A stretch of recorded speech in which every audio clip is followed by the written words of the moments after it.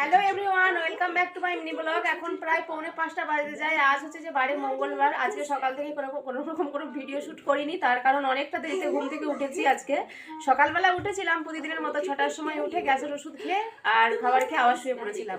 যেহেতু এখন school tuition সব ছুটি, একটু রিল্যাক্স করছি। তো বেলাতে ঘুম থেকে উঠায় বাড়ির কাজকর্ম সারতে অনেকটাই দেরি হয়ে গেছে। তো খাওয়া দাওয়া করে তো এখন 5টা বাজে। দেখো এখানে ওই যে 5টা 6টা লেবু নিয়ে বসে পড়েছে, বুঝলে? তো ছাড়িয়ে নিয়ে অনেক 3 কেজি ফ্রিজে লেবু ছিল, তো খাওয়া হয়নি কাল পরশু কোথায় খাওয়া হয়নি। তো যেহেতু আজকে আমরা যাচ্ছি হচ্ছে যে পিকনিকে বেরিয়ে যাচ্ছি, ফ্রিজে আছে এখনো, সব তো আর খাওয়া সম্ভব নয়, তাই যে ছাড়িয়ে নিয়ে চলে এসেছি। চলো এখন এগুলো খেয়ে নিই, খেয়ে এখন তেল বানাবো, আয়ুর্বেদিক তেল বানাবো। সমস্ত মানে সব কিছু রেডি করে রেখেছি, অনেকদিন থেকেই বানাবো করছি, বাট হয়ে ওঠেনি, মানে সব জোগাড়। আজকে সব জোগাড় অ্যাটলিস্ট হয়েছে, তো যখন বানাবো অবশ্যই তোমাদের সাথে শেয়ার করব।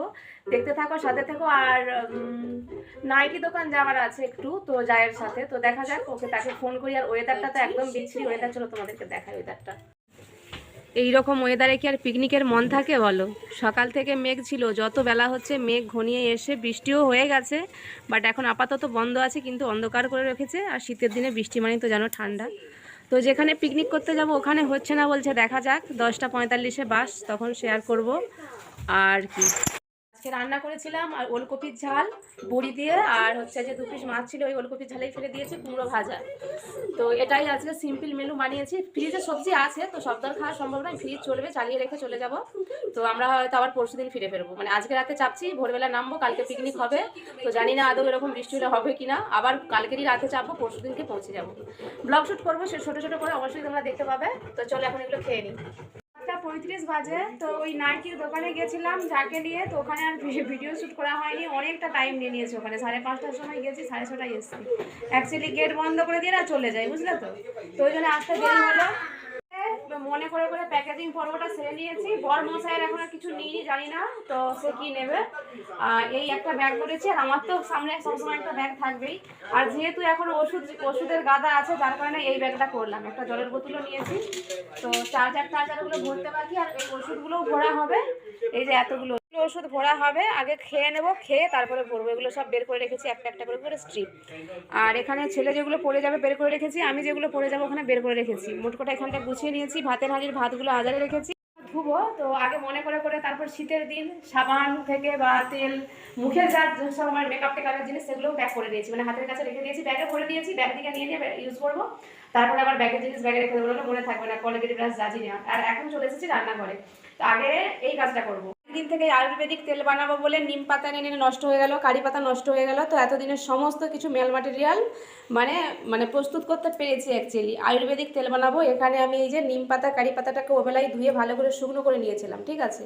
তো তেল তো বসে গেছে, যেহেতু ওয়েদারটা তো দেখেইছি, তো গরম করে করে করছি। তার আগে এখানটা গুছিয়ে নিলাম, দেবো ভিটামিন ই ক্যাপসুল, আর এটা হচ্ছে যে অলিভ অয়েল, আর এটা হচ্ছে যে ক্যাস্টর অয়েল। এখানে অ্যালোভেরার জেল বের করে নিয়েছি, এখানে নিয়েছি কালো জিরে, মেথি, জবা ফুল, 2 রকমের জবা ফুল নিয়েছি। আমি যেটা খুঁজছিলাম সেটা পাইনি, আপাতত এই জবা ফুল দিয়েই কাজ চালিয়ে নিচ্ছি। আর এই জবা ফুলেরই পাতা এগুলো, আমলকি, আদা, পেঁয়াজ, ঠিক আছে?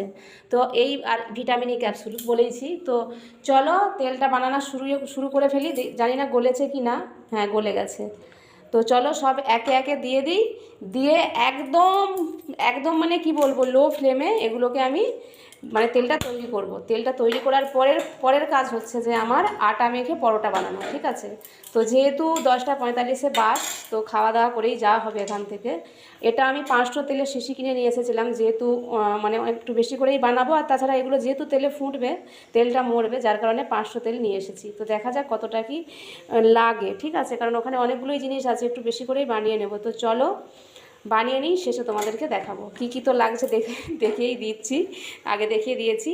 জড়িবুটি তেল নিজে আদিবাসী হেয়ার অয়েলে নিজে বাড়িতে বানাবো, কেন কিনবো? কিনলে কি হয়, তো অরিজিনাল কি ডুপ্লিকেট সেটা তো আর জানি না, তো নিজে দিয়ে দেবো। আর হ্যাঁ, লবঙ্গও নিয়েছি, সেটা তোমাদেরকে দেখানো হয়নি। একে সমস্ত কিছুই দিয়ে দিয়েছি আগু পেছু করে।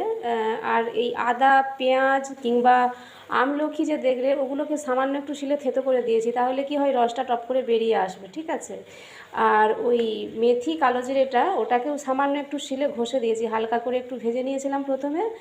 তো ভাজাভাজির জিনিস একদম কম ফ্লেমে একটু একটু করে ভাজছি।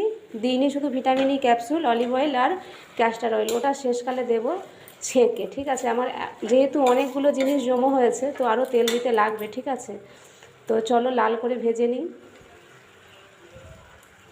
সব দিয়ে দিয়েছি আলু পেঁয়াজ একটা একটা করে, আর আদা আর পেঁয়াজটাকে সামান্য একটু থেতো করে দিয়েছি। তো চলো শেষে যখন আমার আয়ুর্বেদিক তেল তৈরি হয়ে যাবে তখন তোমাদেরকে শেষে শেয়ার করব। ঠিক আছে,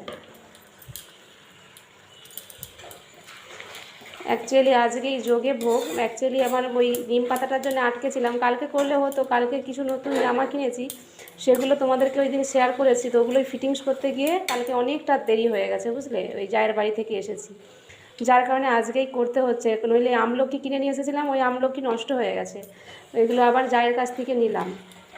তো ওই ক্যাস্টার অয়েলটাও জায়ের, তো ওই নাইটি কিনতে গিয়েছিলাম, তো ওই হাত বাড়িয়ে দিয়ে গেল, নইলে ওর বাড়ি যেতে হতো। ক্যাস্টার অয়েল, অলিভ অয়েল আর আমলকি বললাম তাহলে তুমি নিয়ে এসো বৃষ্টির বাজারে, আর কোথাকে আনতে যাব। আর বাদ বাকি ওই নিম পাতার জন্য কোনোবারে আটকে আছি, মানে এই জন্যই আর কি আজকেই করতে হচ্ছে। আবার এগুলো যদি না আজকে না করি রেখে দিলে নষ্ট হয়ে যাবে, বুঝতে পেরেছো? তো চলো তেল দেখা যাক কেমন বানিয়ে, যদি রেজাল্ট ভালো পাই অবশ্যই তোমাদেরকে জানাবো। আমি ছোটো ছোটো তো এখন ব্লগ শ্যুট করি। তো চলো একবারে তেলটা তৈরি হয়ে গেলে তারপর তোমাদের কাছে আসবো। ঠিক আছে, vitamin E capsule, castor oil আর ওই অলিভ অয়েলটা শেষে দেবো। এখন এগুলোকে করি,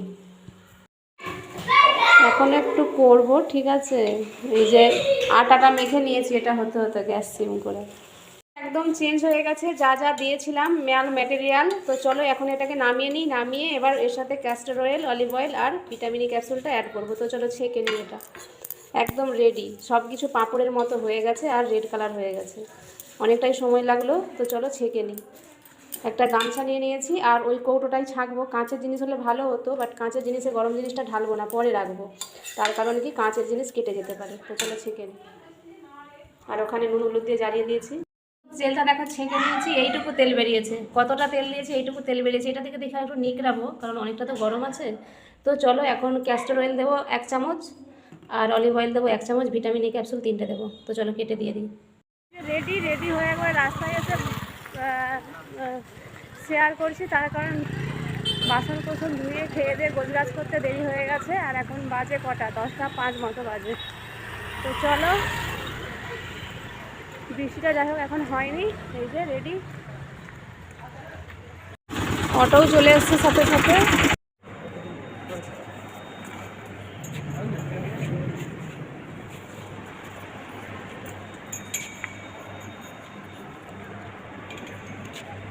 চেকিং চলছে এখানে ব্যাগ। নতুন বাস স্ট্যান্ড এটা তৈরি হয়েছে, দেখো এটা নতুন বাস স্ট্যান্ড কটকে, প্রচুর বড় বাস স্ট্যান্ড, প্রচুর। সেটাই তো দেখছি, একদম এই মাথা থেকে সে মাথা অবধি। রাত্রে বাস টাস না পেলে ওখানে রুম আছে, মানে খাওয়াটা কিনে খেতে হবে, বাদ বাকি থাকা, টয়লেট সব কিছুর ব্যবস্থা আছে, উপরেও ঘর আছে। বাস যদি না পাই থাকার কোনো অসুবিধা নেই। খুব বন্ধুরা, প্রচুর বড় বাস স্ট্যান্ড। তো এরকম মানে এটা 2 নম্বর বাস স্ট্যান্ড। এত বড় বাস স্ট্যান্ড, মানে 1 নম্বর কোথায় আছে জানি না, বাট কটকের এটা 2 নম্বর বাস স্ট্যান্ড। নবীন পট্টনায়ক করে গেছে, প্রচুর বড়, প্রচুর, মানে কি বলবো, এয়ারপোর্টের বাবা। তো সিস্টেমও খুব ভালো, মানে এমনি স্টেশন যে রেল স্টেশন হয় না, সেই তার থেকে সিস্টেম ভালো, প্রচুর। আর পরিষ্কার পরিচ্ছন্ন, দেখো যত বাস এখান থেকে ছাড়ে, অনেক অনেক, কত ঘুরিয়ে দেখাবো, ভিডিও বড় হয়ে যাবে। এটা হচ্ছে যে ঘড়ি,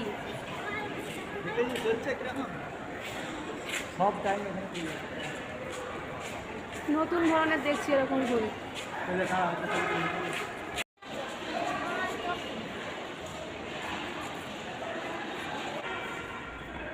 তো এই নোংরা হবে কি করে, মেন কথা ক্যাচরার ডাব্বা আছে, পুরো নিট অ্যান্ড ক্লিন। দেখো যদি বাস টাস কেউ মিস করে বা আগে নামিয়ে দেয়, ঠিক আছে, তো কোনো অসুবিধা নেই। চলো, টয়লেট থেকে মানে আগে থেকে যদি বাস থেকে নেমে পড়ে বা বাস মিস করেছে, থাকার কোনো অবস্থা নেই। এখানে হোটেল সব রয়েছে, খাবার টাওয়া তাই কিনে খেতে হবে। কিন্তু থাকা টাকা সব ফ্রিতে।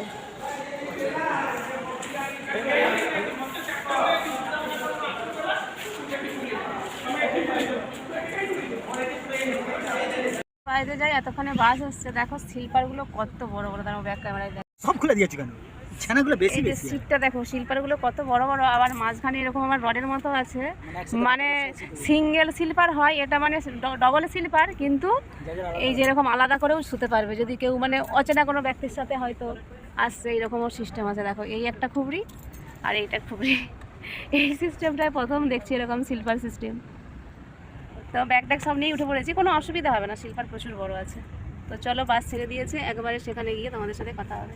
Tata, bye bye. পর্দার সিস্টেমগুলোও খুব সুন্দর। আমরা যে ঘাটাল বাসে যাই তখন সেই পর্দাগুলো কেমন ভঙ্গি ছাড়া, এই পর্দাগুলো কত সুন্দর থাকে।